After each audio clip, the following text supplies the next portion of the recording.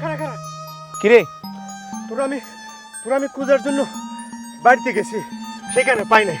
পরে মনে করছি বাজার দিকে গেলে হয়তো পাবো। পাইছি, ভালো হয়েছে দোস্ত। তোরা না বন্ধু গড়বন্দি করছে? হ, বাবা মানে গর্ভবতী করে রাখছে, কিন্তু আমি সবার চোখে ফাঁকি দিয়া চলে আইছি তোর লগে দেখা করার লাগে। জরুরি কথা আছে তোর লগে। কেন, কি হয়েছে?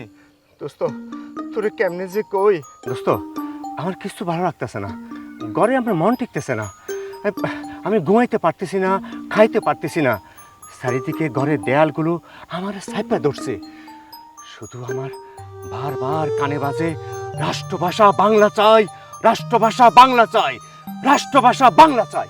আমি আমি কি করব বুঝতে পারতেছি না দোস্ত। দোস্ত, এইটারে কয় মাতৃভাষার প্রতি ভালোবাসা, দেশের প্রতি টান, নিজের মায়ের প্রতি মায়া। এটারে কি কয় জানো দোস্ত?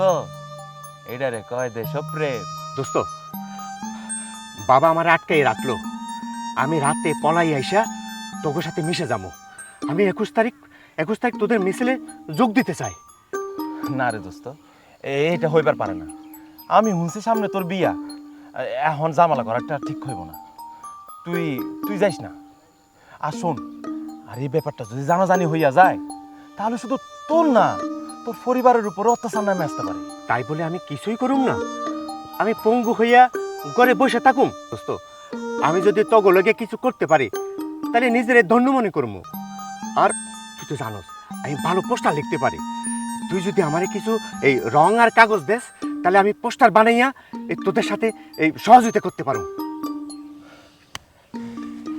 ঠিক আছে বন্ধু, আমি আমি কাল রাতেই তোর সব কিছু পাঠাবো, কিন্তু সাবধান, কাকপক্ষীয় যাতে টের না পায়। ঠিক আছে? ঠিক আছে বন্ধু, করতে পারবি তো? অবশ্যই অবশ্যই করতে পারবো। তুই দায়িত্ব দিয়ে দেখ। রাষ্ট্রভাষা বাংলা জয়। হবে হবে।